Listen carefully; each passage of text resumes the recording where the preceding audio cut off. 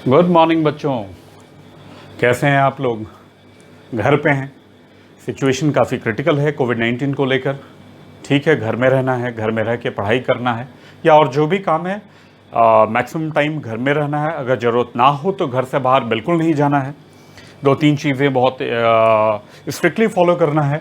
अगर बाहर जा रहे हैं तो मास्क लगाना है, सोशल डिस्टेंसिंग फॉलो करना है, सैनिटाइज करते रहना है टाइम टू टाइम। ये सारी बातें हैं जिससे आप प्रोटेक्टेड रहेंगे कोविड-19 से। देख ही रहे हैं दिन ब दिन नंबर ऑफ केसेस काफ़ी बढ़ रहे हैं और डेथ रेट्स भी बढ़ते जा रहे हैं दिन ब दिन। ठीक है, चलिए खैर, जो भी सिचुएशन हो हम लोगों को काम तो करना ही है। एक बात और कहना चाहूँगा, काफ़ी बर्डन है आप बच्चों पे। स्कूल का क्लास करना है ऑनलाइन, ठीक है, लैपटॉप मोबाइल के सामने। फिर कोचिंग क्लासेस भी करना है लैपटॉप मोबाइल के सामने, और फिर एडिशनली एपी सर का क्लास। चलिए कोई बात नहीं, माफ़ कीजिएगा मुझे। ठीक है, मैं भी बस फ्री था तो आप लोगों के लिए कुछ सोचा कि बना दूं, इसलिए वीडियो बना रहा हूं। खैर, लेट्स एंजॉय। तो लास्ट डे हम लोगों ने इंट्रोडक्शन पढ़ा था सेल का। Study of cell is called cytology. Cell के बारे में हम लोगों ने बात किया था कि cell basic structural functional unit है लाइफ का। पढ़ा था cell is the basic structural functional unit of life. ठीक है, उसके बाद स्मॉलेस्ट मॉलिक्यूलर फैक्ट्री कहा था इसको, और उसके बाद आप लोग कई सारे हिस्टोरिकल बैकग्राउंड को पढ़ते हुए फाइनली सेल थ्योरी पे आ गए थे, जिसमें श्लेडिन और स्वॉन ये दो इंपॉर्टेंट नाम थे। श्लेडिन कौन थे? जर्मन बॉटनिस्ट थे, और स्वॉन ब्रिटिश जोलॉजिस्ट थे 1838 में, और स्वॉन 1839 में। और finally they formulated cell theory which states that all organisms are composed of repeating unit called cell. ठीक है, ये बातें हम लोग कर चुके थे। फाइनली अब बहुत ज़्यादा इंट्रोडक्शन पे नहीं जाके हम लोग आ जाते हैं कि सेल टाइप के बारे में बात करें जरा। ऐसे तो ऑर्गेनिजम्स के बेसिस पे there are two types of cell, plant cell and animal cell. सुना होगा सबने। मतलब 10th लेवल से नीचे अगर स्कूल लेवल पे अगर हम लोग देखते हैं तो बच्चे पढ़ते हैं कि what are the differences in between animal cell and plant cell. वहाँ पढ़ते हैं कि एनिमल सेल में जैसे सेल थ्योरी में भी पढ़ा था, एनिमल सेल में सेल वॉल नहीं होगा, प्लांट सेल में सेल वॉल होगा। एनिमल सेल में सेंट्रली प्लेस्ड न्यूक्लियस होगा यूजुअली, प्लांट सेल में साइड वाइज न्यूक्लियस होगा, because central place is occupied by vacuole. Vacuole इसमें लार्ज होगा, प्लांट सेल में वैक्यूल लार्ज होगा। ठीक है, सैप वैक्यूल भी बोल सकते हैं। एनिमल सेल में या तो एब्सेंट होगा, कंप्लीटली एब्सेंट, या स्मॉल साइज्ड होगा।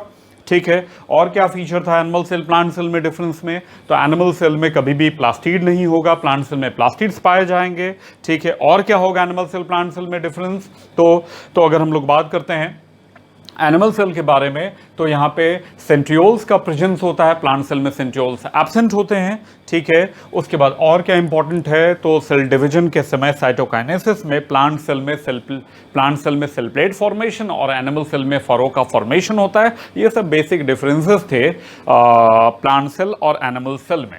एक और बात है इंपॉर्टेंट जो हम लोग पढ़ेंगे। खैर चलिए अभी आगे बढ़ते हैं, हम लोग सेल टाइप में आगे बढ़ें।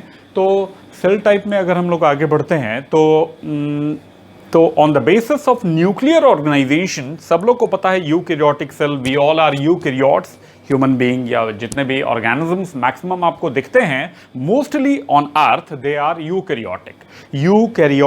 You means true, karyon means nucleus, मतलब ऐसा ऑर्गेनिज्म जिसके सेल में ट्रू न्यूक्लियस हो। क्या मतलब है? तो पढ़ेंगे। न्यूक्लियस स्ट्रक्चर काफ़ी वास्ट है, काफ़ी डाइवर्स है, हम लोग पढ़ेंगे आगे फर्दर।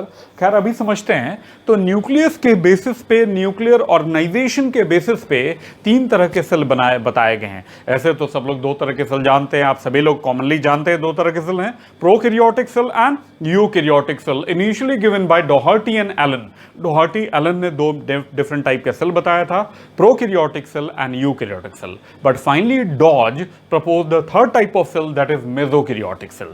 तो थर्ड टाइप ऑफ सेल भी दिया गया, मेसोकैरियोटिक सेल दिया, किसने? डॉज ने दिया। तो फाइनली तीन तरह के सेल हो गए। ठीक है, वन बाय वन हम लोग पढ़ेंगे।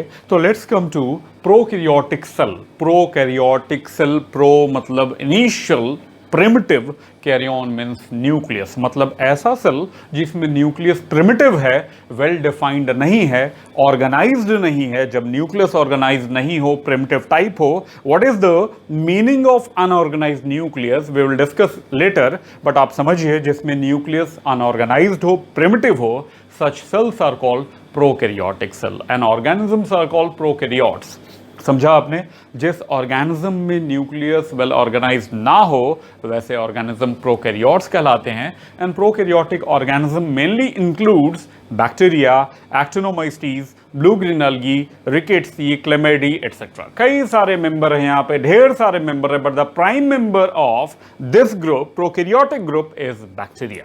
तो now come to bacterial cell, the prokaryotic cell, the bacteria. तो हम लोगों ने बात किया अभी, cell are mainly classified into three types on the basis of nuclear organisation, prokaryotic cell, mesokaryotic cell and eukaryotic cell. Let's come to prokaryotic cell. देखिए सामने अभी बताया आपको, जो प्राइम मेंबर है प्रोकैरियोटिक मेंबर वो बैक्टीरिया है। अब आगे चल के हम लोग पढ़ने वाले हैं बैक्टीरिया के बारे में कि बैक्टीरिया दो मेन टाइप के होंगे। ग्राम स्टेनिंग के बेसिस पे बहुत लोगों को पता होगा, कुछ को नहीं पता होगा, तो आज सीखेंगे। तो दो तरह के बैक्टीरिया होंगे, gram positive bacteria, gram negative bacteria. Let's take a view of typical bacterial cell. Typical bacterial cell का मतलब यही है कि ना तो ये ग्राम पॉजिटिव को रिप्रेजेंट कर रहा, ना तो ये ग्राम नेगेटिव को रिप्रेजेंट कर रहा। मतलब ये कॉमन बैक्टीरियल सेल स्ट्रक्चर है जिसमें ये बताया जा रहा है कुछ फीचर हो सकते हैं ग्राम पॉजिटिव के हो, कुछ फीचर ग्राम नेगेटिव के हो। तो एक कॉमन फिगर है, एक टिपिकल फिगर आपके सामने है बैक्टीरिया का, ये सामने देखें, और हमने ड्रॉ भी किया, अभी डिस्कस करते हैं। देख रहे हैं यहाँ पे ड्रॉ किया, ये ज़्यादा आप समझ पाएंगे। ये ग्राफिकल फिगर आपको काफ़ी अट्रैक्ट कर रहा होगा, ठीक है, अट्रैक्ट कर रहा होगा, लेकिन समझने के लिए काफ़ी है। ये सामने जो फिगर मैंने ड्रॉ किया है आप देखें, यहाँ हमने ड्रॉ किया है कि बैक्टीरियल सेल में अगर प्रोकैरियोटिक सेल की अगर हम लोग बात करें तो आउटर मोस्ट लेयर, एक चीज़ और बताना चाहूँगा कि प्रोकैरियोटिक सेल को अगर हम लोग मेनली डिवाइड करें तो it may be divided into 4 components और पार्ट्स में हम लोग डिवाइड कर सकते हैं, जिसमें पहला पार्ट होगा ग्लाइकोकैलिक्स, बताएंगे। पहला होगा ग्लाइकोकैलिक्स, उसके बाद होगा सेल वॉल, दूसरा होगा सेल वॉल, तीसरा होगा प्रोटोप्लास्ट। प्रोटोप्लास्ट मतलब cell minus cell wall. If we remove cell wall from a cell, then remaining structure is called protoplasm. तो ठीक है, हम लोग पढ़ने के लिए यहाँ पे 4 डिविजन्स में प्रोकैरियोटिक सेल को पढ़ेंगे। सबसे पहला होगा ग्लाइकोकैलिक्स, फिर होगा सेल वॉल, थर्ड होगा protoplast, and fourth one will be surface appendages. क्या हुआ फोर्थ? Surface appendages. जो बैक्टीरियल सेल से निकले हुए प्रोजेक्शंस हैं उनके लिए वर्ड आएगा सरफेस अपेंडेजेस। तो bacterial cell structure will be studied in 4 components mainly. First one is glycocalyx, second is cell wall, third protoplast, and fourth one is surface appendages, the projections which arise from a cell, bacterial cell or prokaryotic cell। ठीक है, चलिए तो अब हम लोग देखते हैं यहाँ स्ट्रक्चर को। तो स्ट्रक्चर को अगर आप देखें यहाँ, तो यहाँ मैंने ग्रीन कलर से ये ग्लाइकोकैलिक्स ड्रॉ किया है, देख सकते हैं आप ग्लाइकोकैलिक्स, ठीक है। इसके बाद सेल वॉल है, इसके बाद सेल मेम्ब्रेन है। मतलब अगर हम लेयर्स को देखें तो outer most layer is glycocalyx, after that there will be cell wall, and below cell wall there is a structure called cell membrane, that is plasma membrane discovered by Schwann. Schwann ने discover किया था, वही यहाँ पे। मतलब यहाँ पे 3 structure दिख रहे हैं यहाँ लेयर में। एक आपको दिख रहा है ग्रीन रिप्रेजेंटिंग ग्लाइकोकैलिक्स, इसके बाद दिख रहा है रेड रिप्रेजेंटिंग सेल वॉल, उसके बाद दिख रहा है blue representing cell membrane, and all these 3 structure form और कॉल्ड एज सेल एनवेलप। ये तीनों मिलकर क्या बनाते हैं और क्या कहलाते हैं? तो सेल एनवेलप कहलाते हैं। तो समझा आपने सेल एनवेलप में कितने कंपोनेंट हुए? 3 कंपोनेंट हुए। पहला है ग्लाइकोकैलिक्स, दूसरा है सेल वॉल, और third one is cell membrane, and the entire structure is considered as cell envelope. तो ठीक है, सेल एनवेलप के बारे में हम लोगों ने बात किया, ठीक है। इसके बाद अगर बात करते हैं तो उसके बाद जो एरिया है, area enclosed inside cell membrane is cytoplasm. Basically हम लोग यहाँ प्रोटोप्लाज्म वर्ड यूज नहीं कर सकते हैं या नहीं करते हैं यूजुअली। वजह क्या है?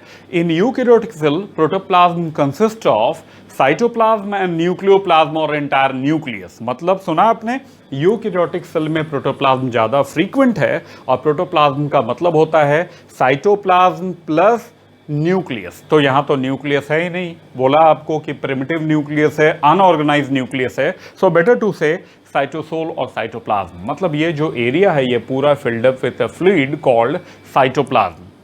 और क्या दिख रहा है यहाँ पे? यहाँ दिख रहा है कि सेल मेम्ब्रेन है, सेल मेम्ब्रेन से एक मेम्ब्रेनस एक्सटेंशन है, दैट इज मेसोसोम। पढ़ेंगे हम लोग, पहले एक बार रिव्यू कर लें क्या क्या है। उसके बाद देख रहे हैं मेसोसोम से अटैच्ड एक स्ट्रक्चर दिख रहा है, ये लिखा है nucleoid. What is nucleoid? Eukaryotic cell is characterised by nucleus. Nucleus का होना ही यूकैरियोटिक सेल की सबसे बड़ी पहचान है। What is the feature of nucleus? Nucleus है क्या? न्यूक्लियस की अपनी पहचान क्या है?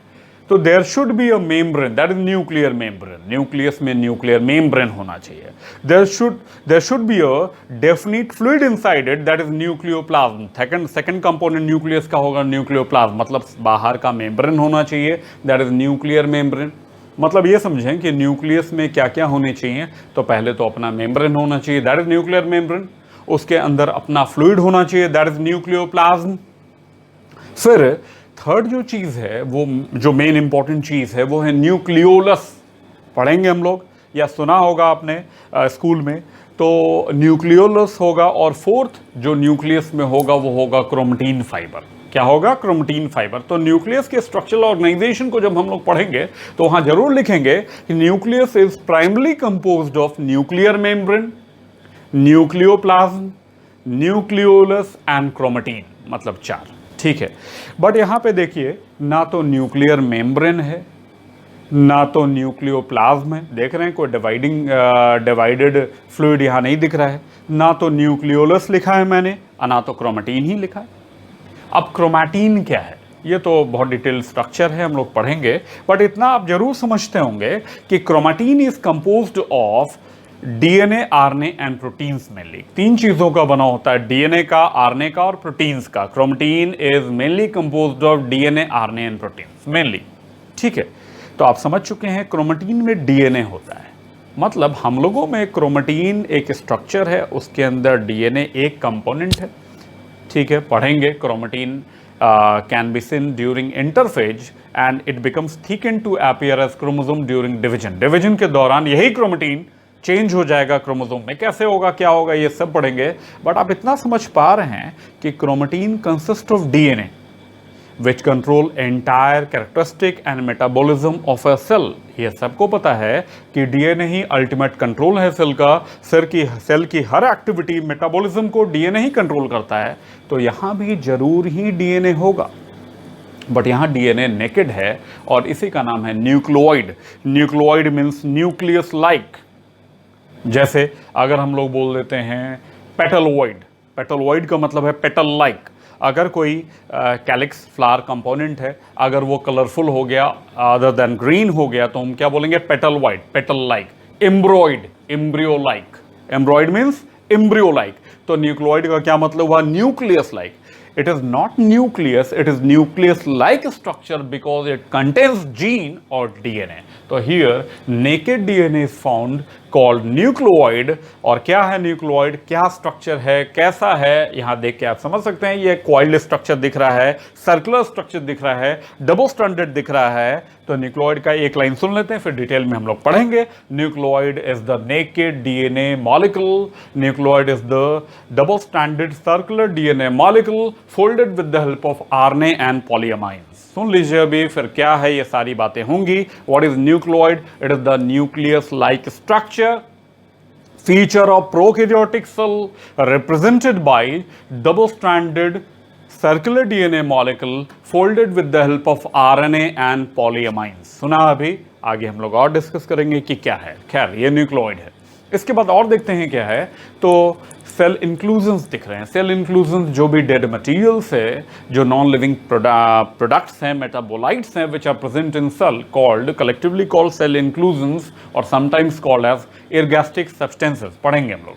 ठीक है, आगे देखते हैं राइबोसोम के बारे में। देखिए, ऐसे तो कई सारे, ढेर सारे राइबोसोम्स होते हैं। ठीक है, ढेर सारे राइबोसोम्स होते हैं, बट यहाँ पे हमने एक सिंगल राइबोसोम दिखाया, वो 70s टाइप है। क्या है 70s? What is the difference between 70s 80s? ये सारा कुछ हम लोग पढ़ेंगे बाद में, बट आप देख सकते हैं यहाँ पे 70s राइबोसोम है। और यहाँ पे देख रहे हैं राइबोसोम में 2 लड्डू बनाया गया है, एक छोटा लड्डू, एक बड़ा लड्डू।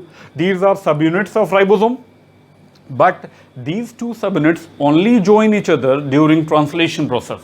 पढ़ेंगे, जब ट्रांसलेशन होगा तभी ये दोनों लड्डू एक दूसरे के पास आएंगे, एक दूसरे के साथ रहेंगे। बट सिंबॉलिक बस आपको दिखाने के लिए यहाँ पे मैंने डिपिक्ट किया है फिगर में कि ये 70S राइबोसोम है। फिर एक स्ट्रक्चर दिख रहा है जो अभी रिसेंट लास्ट 2 ईयर्स में मेडिकल PMT एग्जाम्स में आ चुका है, that is polysome. What is polysome? Polyribosome. What is polysome? When 4 to 6 ribosomes, when ये राइबोसोम है ब्लैक वाले, when 4 to 6 ribosomes are associated with messenger RNA, एक RNA मॉलिक्यूल होता है, एक टाइप होता है RNA का, मैसेंजर RNA, है ना? तो सुना आपने, when 4 to 6 ribosomes attached to messenger RNA, the formed structure is called polysome। समझा आपने क्या बोला मैंने? जब 4 से 6 राइबोसोम मैसेंजर आरएनए के हेल्प से अटैच रहते हैं ट्रांसलेशन प्रोसेस के दौरान, वो स्ट्रक्चर कहलाता है पॉलीसोम।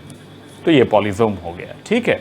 तो हम लोग बात कर चुके हैं cytoplasm. Cytoplasm is the main arena for cellular activity. जो भी मेटाबॉलिक एक्टिविटी होती है उसका मेन जो एरिया है वो क्या है? साइटोप्लाज्म है। न्यूक्लियोइड हम लोग ब्रीफ शॉर्ट बहुत अभी कुछ थोड़ा बहुत पढ़ा है हम लोगों ने, डिटेल पढ़ेंगे। फिर यहाँ पे आपको दिख रहा है प्लाज्मिड। प्लाज्मिड के बारे में बहुत सारी बातें हैं जो लेटर हम लोग पढ़ने वाले हैं, बट अभी समझ लें कि जैसे आप देख रहे हैं न्यूक्लियोइड DNA कंटेनिंग स्ट्रक्चर है, बेसिकली ये सर्कुलर DNA मॉलिक्यूल है, double stranded. Similarly small sized, apart from nucleoid there is small sized double stranded circular DNA molecule called as plasmid. समझा आपने? न्यूक्लियोइड के अलावे एक्स्ट्रा क्रोमोसोमल, अगर ये main chromosome consider किया, ऐसे तो क्रोमोसोम है नहीं, ये तो अनऑर्गेनाइज्ड है, ये तो न्यूक्लियोइड है, ये तो जीन कंटेनिंग स्ट्रक्चर है, जीनोफोर है। Nucleoid is also called as genophore. Genophore, gene, geno word stand for gene, phora means bearing. Nucleoid is gene bearing structure, so also called genophore. It is the primitive type of chromosomal organization, so nucleoid is also called as prochromosome। Nucleoid का ही दूसरा नाम प्रोक्रोमोसोम भी है। तो nucleoid के 3 नाम हम लोग सीख गए, न्यूक्लियोइड, प्रोक्रोमोसोम, ठीक है, और जीनोफोर बोला। इसी को कई बार इंसिपिएंट और प्रिमिटिव न्यूक्लियस भी कहते हैं, ठीक है। चलिए फिर हम लोग वापस आते हैं प्लाज्मिड पे कि what is the similarity between nucleoid and plasmid. Both are double-stranded circular DNA molecule, but it is considered as main genome. Nucleoid is considered as main genome. It is the prochromosomal structure and extra chromosomal structure. इसके अलावे जब circular DNA molecule होगा छोटे size का, small size का, such DNA structures are called plasmid। तो plasmid भी DNA है, न्यूक्लियोइड भी DNA है, दोनों डबल स्टैंडर्ड है, दोनों सर्कुलर नेचर का है, लेकिन प्लाज्मिड छोटा है, न्यूक्लियोइड बड़ा है। प्लाज्मिड हो भी सकता है और नहीं भी, प्लाज्मिड एक भी हो सकता है और बहुत सारा भी, बट न्यूक्लियोइड हमेशा एक होगा। और भी बहुत सारी बातें हैं प्लाज्मिड पे जो आगे हम लोग पढ़ेंगे। तो मोर और लेस लग रहा है सारे स्ट्रक्चर्स हम लोग पढ़ लिए। नहीं, अभी सरफेस अपेंडेजेस बचा हुआ है। सरफेस अपेंडेजेस मतलब projections which arrive from cell. तो यहां पर 2 प्रोजेक्शंस आपको बहुत प्रोमिनेंट दिख रहे हैं, एक है flagella and second one is fimbriae. इस फिगर में भी देख सकते हैं, ये रहा फिम्ब्री और ये रहा फ्लैजिला। प्रोकैरियोटिक फ्लैजिला है which helps in motility, movement. ये लोकोमोटरी स्ट्रक्चर होगा, हेल्प करेगा। ऑब्वियसली एक्वेटिक मीडियम में मूवमेंट के लिए फ्लैजिला हेल्पफुल होगा। एंड फिम्ब्री अगेन ये आ चुका है एग्जाम में, बहुत इंपॉर्टेंट है। Fimbriae is the small projections helpful in attachment of bacterium to the substratum. किसी सरफेस पे चिपकने के लिए फिम्ब्री हेल्प करता है। डिटेल पढ़ेंगे, जितने भी स्ट्रक्चर्स आप देख रहे हैं यहाँ पे लिखा हुआ, एक एक करके 1 by 1 हम लोग डिटेल पढ़ने वाले हैं। अभी तो बहुत शॉर्ट में हम लोगों ने देखा कि न्यूक्लियोइड क्या है, प्लाज्मिड क्या है, सेल इंक्लूजन क्या है, साइटोप्लाज्म का क्या फीचर है, पॉलीसोम क्या है, मेसोसोम क्या है, 70S राइबोसोम्स हैं, ठीक है। एक इंपॉर्टेंट बात और, साइटोप्लाज्म में, यूकैरियोट के साइटोप्लाज्म में there will be Brownian movement और साइक्लोसिस, साइटोप्लाज्मिक स्ट्रीमिंग। मतलब क्या? Cytoplasm will revolve around nucleus. Nucleus के अराउंड हम लोगों में, सारे यूकैरियोटिक सेल में साइटोप्लाज्मिक मूवमेंट होता है न्यूक्लियस के अराउंड। ये क्यों होता है? तो साइटोस्केलेटन की वजह से होता है। कौन सा साइटोस्केलेटन की वजह से होता है? तो माइक्रोफिलामेंट्स की वजह से होता है। किसकी वजह से? माइक्रोफिलामेंट्स की वजह से होता है, which are made up of actin and myosin, the type of contractile proteins. पढ़ेंगे, पढ़ेंगे या पढ़ा होगा आपने कि यूकैरियोटिक सेल में न्यूक्लियस के चारों ओर साइटोप्लाज्म रिवॉल्व करता रहता है। This phenomena is called cyclosis और साइटोप्लाज्मिक स्ट्रीमिंग। सुना आपने क्या बोला? When cytoplasm moves around nucleus, this phenomena is called cytoplasmic streaming or cyclosis, and it occur with the help of cytoskeleton, particularly microfilaments। ठीक है, लेकिन प्रोकैरियोट में हमेशा ही साइक्लोसिस कभी भी नहीं होगा, साइटोप्लाज्मिक मूवमेंट कभी भी नहीं होगा। वजह क्या है? तो due to lack of cytoskeleton. क्या बोलेंगे? क्यों साइक्लोसिस प्रोकैरियोटिक सेल में कभी नहीं होता है? तो बोलेंगे due to absence of cytoskeleton, due to absence of any type of cytoskeleton which are present in eukaryotic cell only.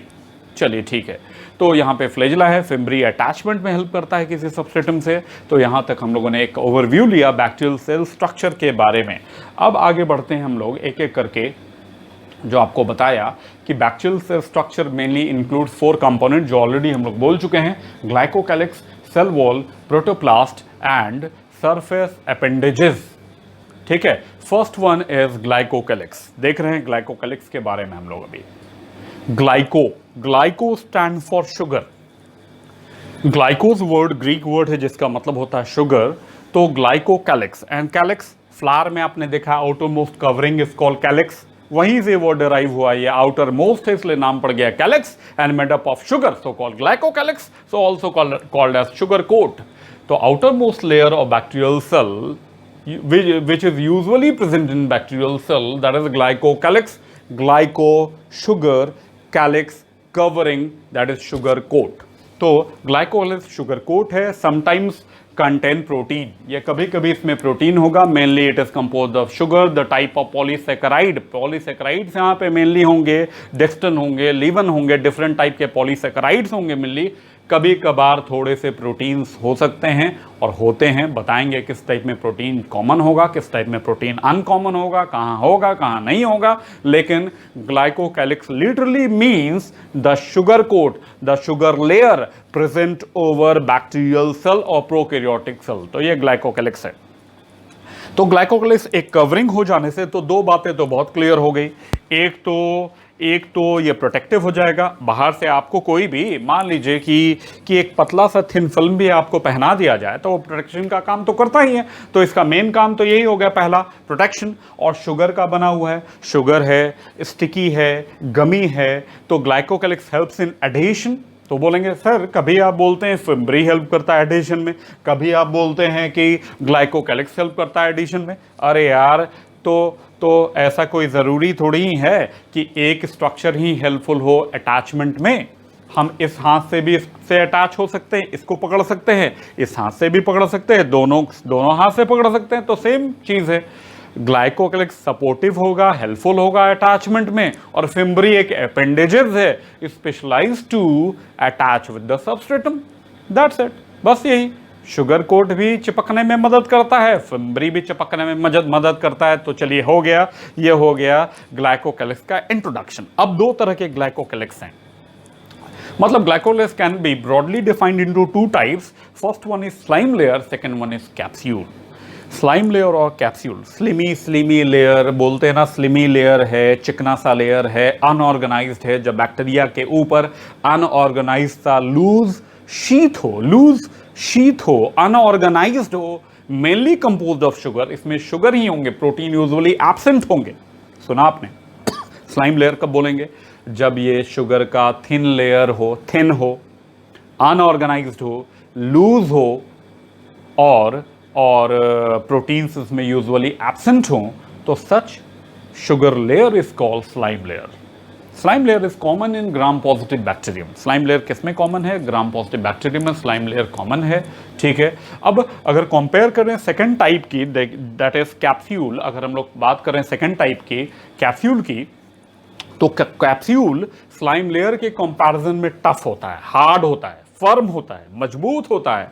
ठीक है, और ऑर्गेनाइज्ड होता है, प्रेजेंट ओवर किसके ऊपर होगा बताइए, सेल वॉल के ऊपर। Glycocalyx is present over cell wall, तो सेल वॉल के जस्ट ऊपर एक फर्म लेयर होगा, मजबूत लेयर होगा, टफ लेयर होगा, रिजिड लेयर होगा, ऑर्गेनाइज्ड लेयर होगा, और composed of sugars and proteins both. Usually capsule के बनने में प्रोटीन्स इन्वॉल्व होते हैं, स्लाइम लेयर में प्रोटीन्स का पाया जाना अनयूजुअल है, रेयर है, मतलब कैप्सूल में प्रोटीन्स यूजुअली प्रेजेंट होंगे, स्लाइम लेयर में एब्सेंट होंगे, ठीक है। उसके बाद कैप्सूल स्लाइम लेयर के फंक्शन को अगर हम लोग देखते हैं तो शुगर लेयर होने की वजह से ये बैक्टीरिया को डेसिकेशन से बचाता है, लॉस ऑफ न्यूट्रिएंट और वाटर से बचाता है। तो स्लाइम लेयर का मेन फंक्शन जो पीएमटी एग्जाम के लिए इंपॉर्टेंट होगा, किसी भी एमसीक्यूज के लिए, मल्टीपल चॉइस क्वेश्चंस के लिए में ये इंपॉर्टेंट हो जाएगा कि what is the main function of slime layer. Common function तो ठीक है, प्रोटेक्शन है, अटैचमेंट एडहेशन है, बट अगर मेजर फंक्शन बोलें तो it helps in prevention of water loss and nutrient और वाटर लॉस होने से बचाता है स्लाइम लेयर, ये इंपॉर्टेंट फंक्शन है, ठीक है। और स्लाइम लेयर ग्राम पॉजिटिव बैक्टीरिया में कॉमन है, स्लाइम लेयर ग्राम पॉजिटिव बैक्टीरिया में कॉमन है। और अब कंपेयर करें कैप्सूल को तो ये टफ स्ट्रक्चर था, it is present in gram negative bacteria usually. ये कैप्सूल किस में होगा, ग्राम नेगेटिव बैक्टीरिया में होगा, टफ होगा। और कैप्सूल बहुत मायने में बहुत इंपॉर्टेंट है क्योंकि कैप्सूल में प्रोटीन्स हैं, proteins are highly antigenic in nature. इन पैथोजेंस में जो प्रोटीन्स होते हैं एंटीजेनिक होते हैं, ये इम्यून रिस्पॉन्स और इम्यून सिस्टम को एक्टिवेट करते हैं। So capsule play important role in the activation of immune system, so they give a virulency pathogenicity to bacteria। मतलब कैप्सूल के होने से वो बैक्टीरिया वायरलेंट हो सकता है, पैथोजेनिक हो सकता है, सिंपल डिजीज प्रोड्यूस कर सकता है, समझ रहे हैं। कैप्सूल के होने से डिजीज प्रोड्यूसिंग नेचर आता है, बट स्लाइम लेयर के होने से डिजीज प्रोड्यूसिंग नेचर नहीं आता है। इसके अलावा कैप्सूल बचाता भी है बैक्टीरिया को, किससे, तो होस्ट के अंदर आने पे हम लोगों में ढेर सारे फैगोसाइट्स हैं, मैक्रोफेजेस हैं, WBCs हैं, विच हैव इनगल्फिंग नेचर, वो निगल जाते हैं फॉरेन इन्वेडर्स को, फॉरेन पार्टिकल्स को। लेकिन ये capsule it protects bacteria from phagocytosis, मतलब होस्ट जब फैगोसाइटोसिस करना चाहेगा तो उससे ये प्रोटेक्ट करता है। कैसे करेगा, ये तो इम्यून सिस्टम का पार्ट है, वहाँ पढ़ेंगे या पढ़ाया जाएगा। तो capsule protects bacteria from host immune system, protect bacteria from phagocytosis, give virulency, pathogenic nature to bacteria. It is tough, rigid structure commonly in gram-negative bacterium, and slime layer is common in gram-positive bacterium. It is loose, sheath, unorganized structure, mainly made up of sugar. Proteins are rare, and it protects bacteria from desiccation and prevent loss of nutrient. तो ये main बातें हैं। जरा सा have a look क्या क्या हम लोगों ने पढ़ा अभी, तो देखें। Slime layer thin loose sheet unorganised है, prevent loss of water nutrient, mainly made up of sugar, बोल चुके हैं। Presence of protein is less common. इधर देखें ये थिक है, टफ है, फर्म है, gummy sticky character to cell देता है, ठीक है, ये दोनों ही देता है। लेकिन कुछ बुक पर्टिकुलरली कैप्सूल में लिखते हैं, इसलिए मैंने यहाँ लिख दिया है, ठीक है। Protects bacteria from host immune system from phagocytosis, composed of sugar protein both found in gram negative bacteria, ठीक है। और gives virulent nature to bacteria, capsule virulent nature देगा और स्लाइम लेयर नहीं देगा। स्लाइम लेयर लूज है, sugar का बना हुआ है। तो ये हम लोगों ने अभी तक आउटर मोस्ट लेयर देखा जिसका नाम था glycocalyx, the sugar coat. Glycos means sugar, calyx means covering, the outer most covering. तो ये हम लोगों ने पढ़ा अभी ग्लाइकोकैलिक्स, जो दो मेन टाइप के थे। तो अगला जो स्ट्रक्चर है जो बहुत कॉम्प्लेक्स है, इंटरेस्टिंग भी है, ये पीएमटी एग्ज़ाम के लिए और पोस्ट पीएमटी आप मेडिकल कॉलेज में होंगे, वहाँ माइक्रोबायोलॉजी में या हर जगह आपको ये काम आने वाली चीज़ होगी। तो सेल वॉल काफ़ी इंपॉर्टेंट हुआ है, बैक्टीरियल सेल वॉल। तो हमारा नेक्स्ट टॉपिक और नेक्स्ट लेक्चर जो होगा वो होगा बैक्टीरियल सेल वॉल पे। उसके पहले हम लोग ज़रूर पढ़ेंगे बैक्टीरियल सेल वॉल के बारे में पढ़ेंगे, और पढ़ेंगे कि what is gram staining, gram staining क्या होता है, ग्राम स्टेन कैसे करते हैं, what are the differences between gram positive cell wall, gram negative bacteria, gram positive cell wall, gram negative cell wall, and overall differences between gram positive and gram negative bacterium. Thank you.